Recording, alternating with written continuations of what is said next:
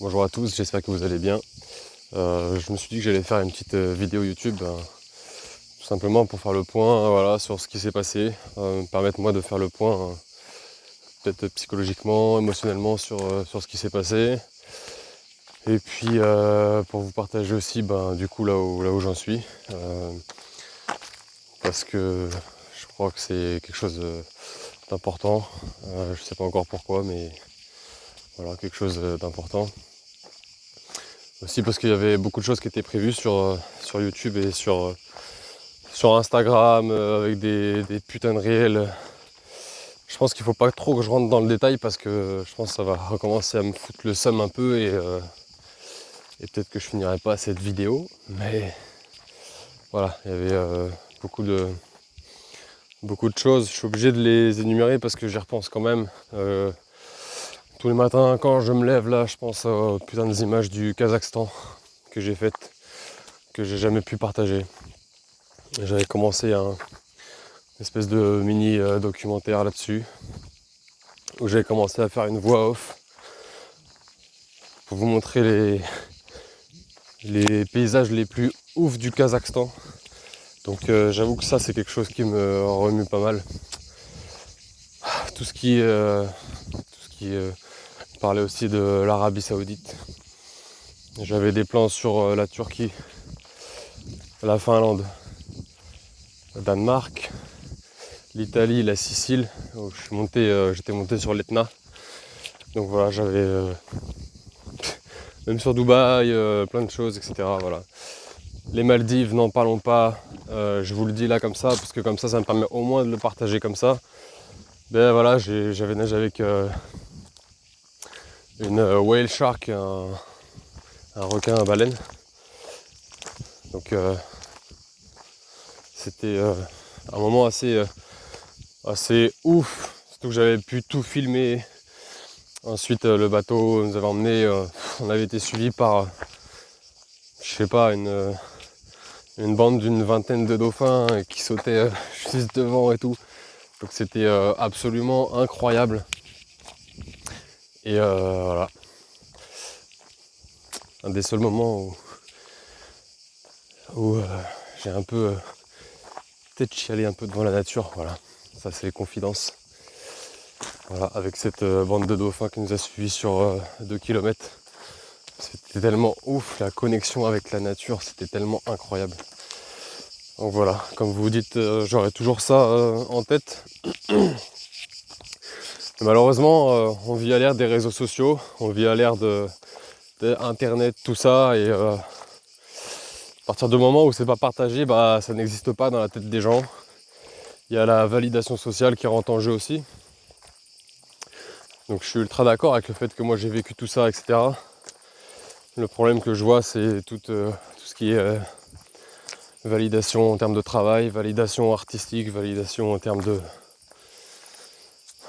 d'investissement, de validation sociale. On appelle ça des réseaux sociaux, donc on parle de validation sociale. Donc c'est tout ça que j'ai perdu aussi. C'est ça en fait qui m'impacte beaucoup plus que la perte du matériel en lui-même. Il y a des personnes qui m'ont dit de ne pas me définir par rapport à du matériel, etc. Oh voilà, je sais pas si ces personnes-là me connaissent très très bien, etc. Mais je pense que c'est aussi bienveillant de leur part, mais je ne me suis jamais vraiment défini par du matériel. Je me suis toujours défini par rapport à ce que j'ai fait. Autant que j'ai investi dans les choses que j'ai pu faire, que j'ai envie de faire et que j'ai envie de continuer à faire. Donc voilà ce qui m'impacte le plus, tout ça pour dire voilà, que ce qui m'impacte le plus, c'est vraiment tout cet investissement en fait, qui est, j'ai pas envie de le dire, mais je suis obligé quand même, réduit à néant là en fait, tous ces trucs là. Je vais passer un petit peu aussi sur cette partie là parce que je pense que je vais dire la même chose, vu que je suis un peu impacté, etc. Donc je vais vous éviter ça. Mais voilà. C'est quand même, je vais finir sur ça. Je suis toujours dans le sentiment d'avoir subi une grosse perte. Voilà. Quand je sais d'où je viens professionnellement, j'ai commencé à travailler dans des Lidl, dans des restaurants pour me payer mon matériel. Voilà, ça impacte pas mal de se dire que on peut tout perdre en très peu de temps. Je sais que ce que je dis là, ça vient du bide, donc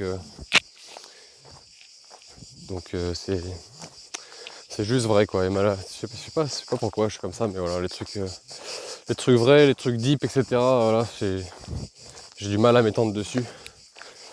Je sais juste que c'est ultra dérangeant, ultra impactant, toute cette validation, tout ce travail, toute cette projection en fait.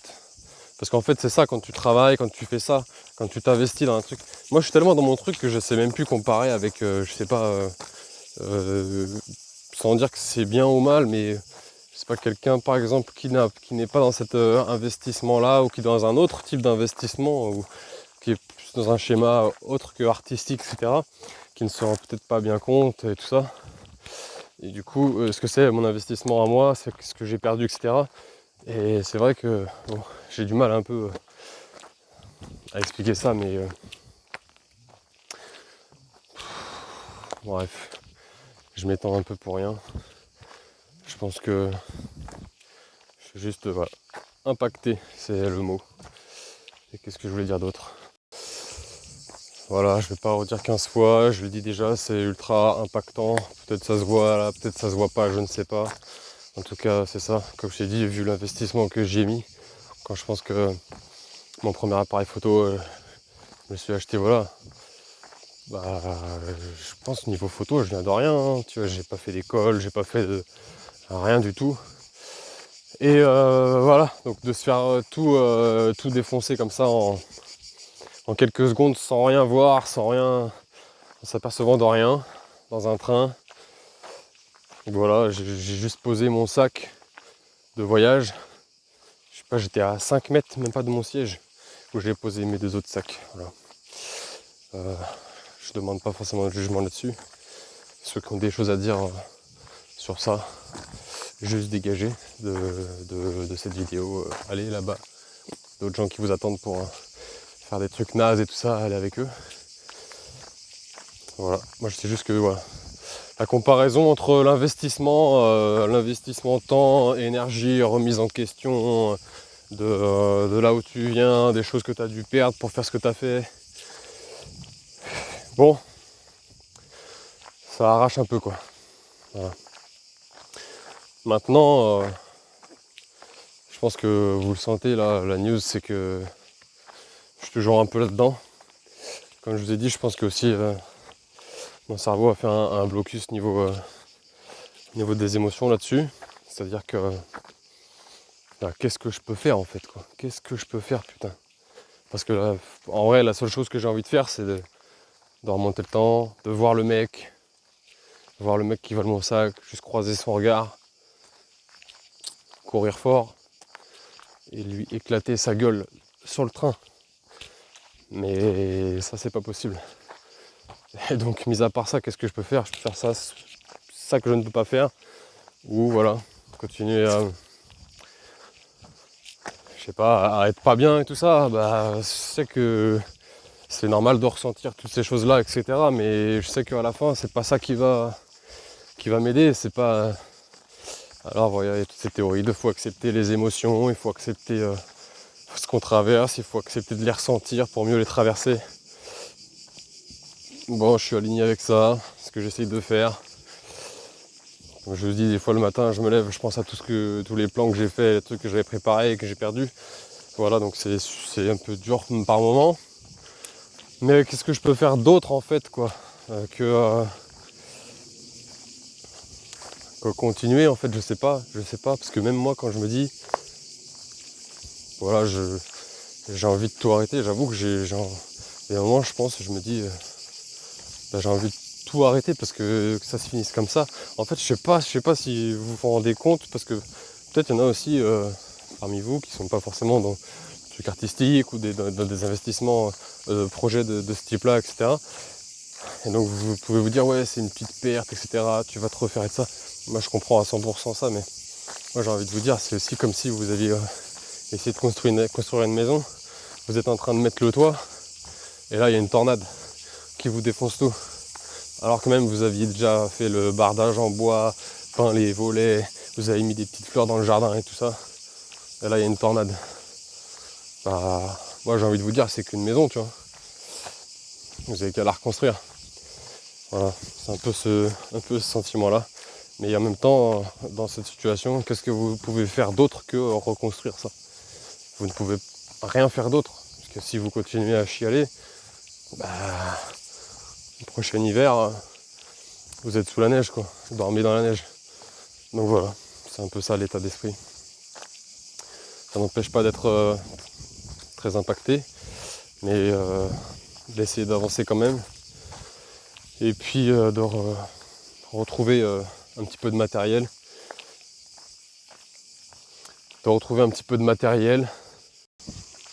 Donc continuer d'avancer, voilà, tant bien que mal. Donc de retrouver du matériel.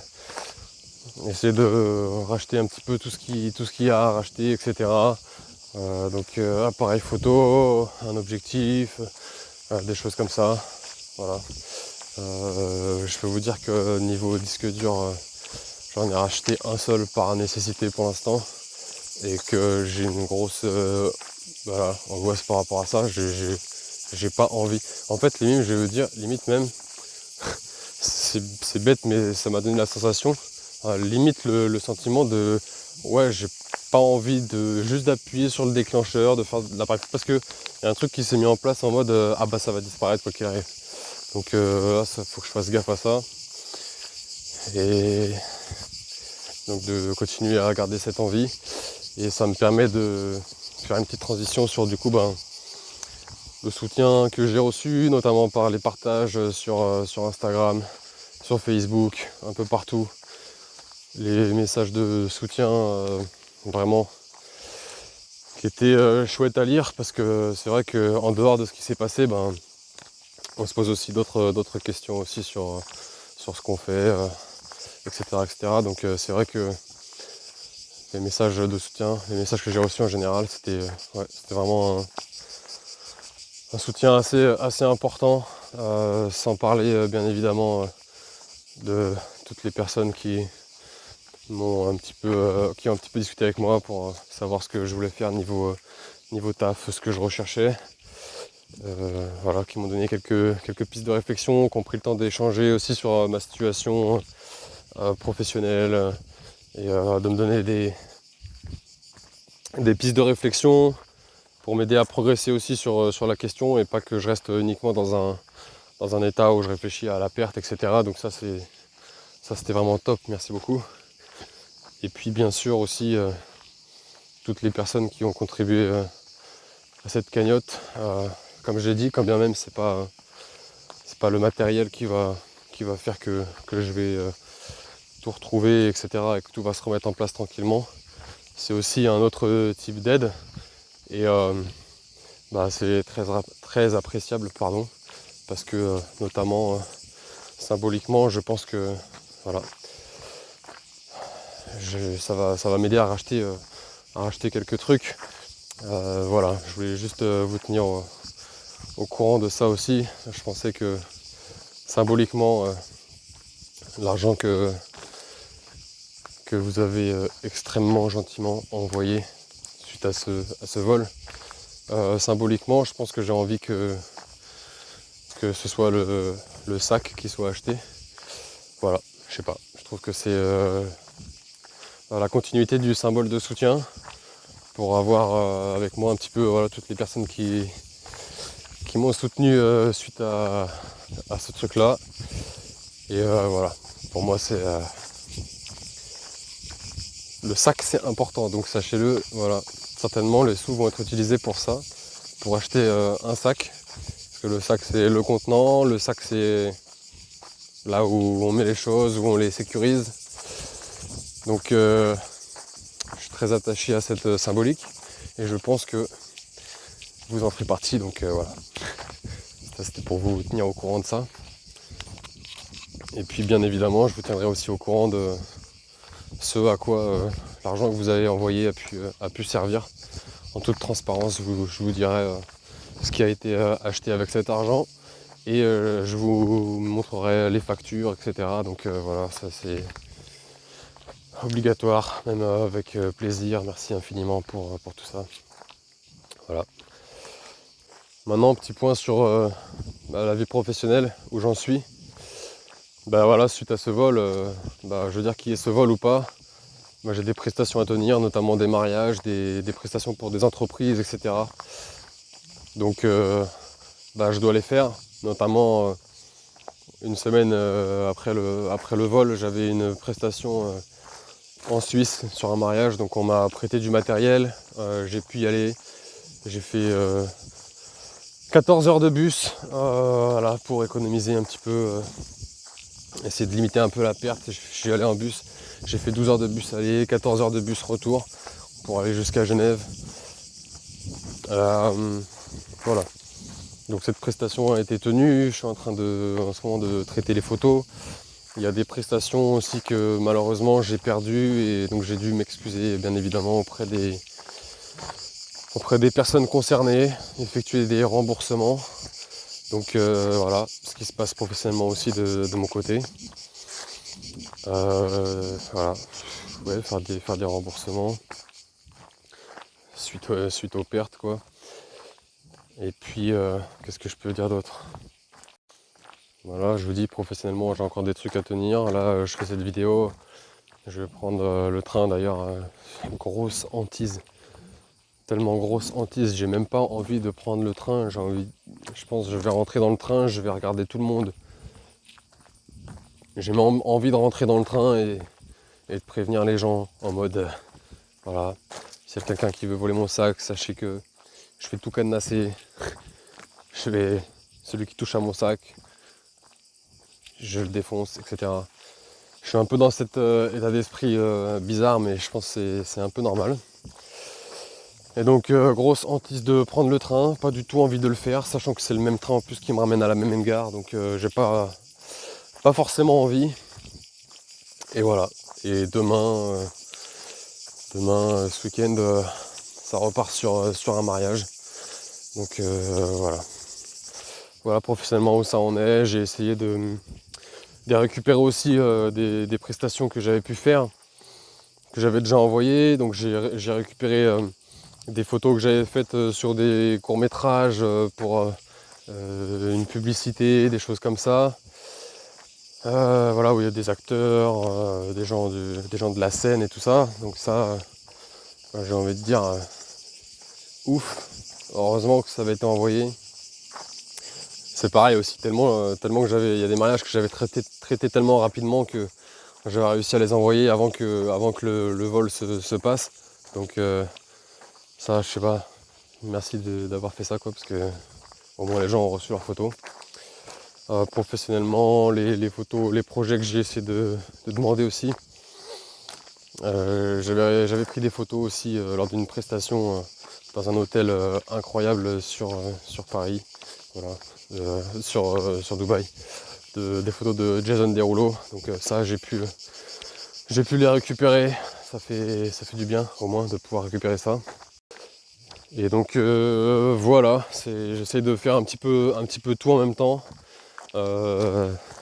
d'oublier ce qui s'est passé, de reprendre du matériel, de tout simplement faire les prestations pour lesquelles je me suis engagé malgré cette perte, et puis d'essayer de repartir petit à petit, de faire ça doucement pour pas me cramer niveau énergie et mental.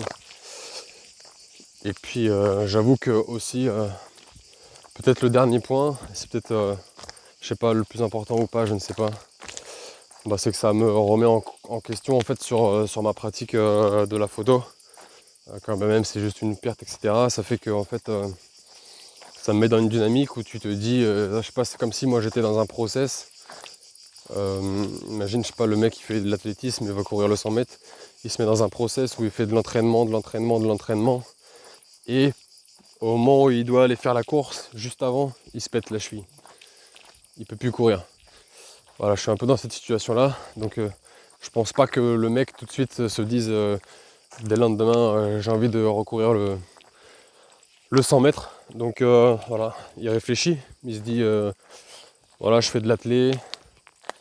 Dans l'athlé, il y a ça, là je me suis pété la cheville, j'ai perdu ça. Niveau performance, c'est pas ouf. Bon, donc tu vois, il réfléchit un peu. Je suis un peu dans cette optique-là.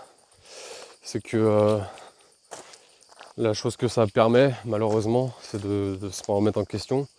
Ou en tout cas, au lieu de chialer, de prendre le temps de... Au lieu de chialer, d'avoir ces réflexions-là. Donc voilà, je suis dans ce mood-là, dans ces réflexions-là. Voilà où j'en suis. Et voilà, tout simplement, merci à toutes les personnes qui, encore une fois, qui m'ont soutenu, qui me soutiennent toujours, qui me poussent à continuer, qui me font réfléchir. C'est très important, ça aussi pour moi, c'est quelque chose de vraiment très important, de pouvoir échanger sur ma situation, de pouvoir parler de perspectives, de projets possibles, d'idées.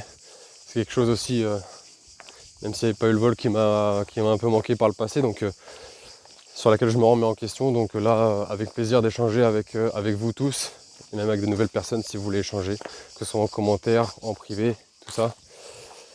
Voilà, un grand plaisir d'échanger avec vous tous pour essayer de remettre les choses en place et de se poser les bonnes questions et de repartir sur des bonnes bases. Merci à tous.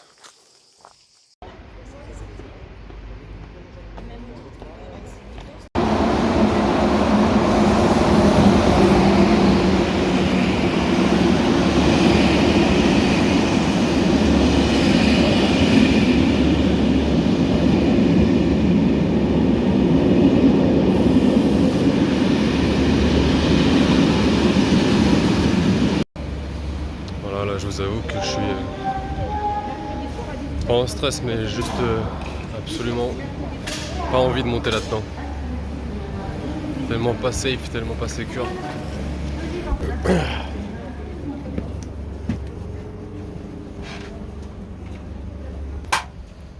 Rien qu'il y a là, il y a déjà tout. Tous les souvenirs à la con qui remontent. Tous les sentiments qui remontent, grosse tristesse, beaucoup d'énervement, j'avoue j'ai la haine. C'est juste de dire que ça passe à rien en fait. À rien du tout. Juste franchement 10 secondes, 15 secondes. Ouais, c'est chaud, ça peut vous paraître bizarre, mais j'ai du mal à aller m'asseoir, j'ai du mal à poser mon sac, petit sac de secours où j'ai mis des choses pour aller faire des prestats et tout. Franchement, c'est juste horrible. J'ai l'impression que je vais dévisager tout le monde, que je vais regarder tous les sacs encore une fois, comme si c'était juste ça venait de se produire. Voilà.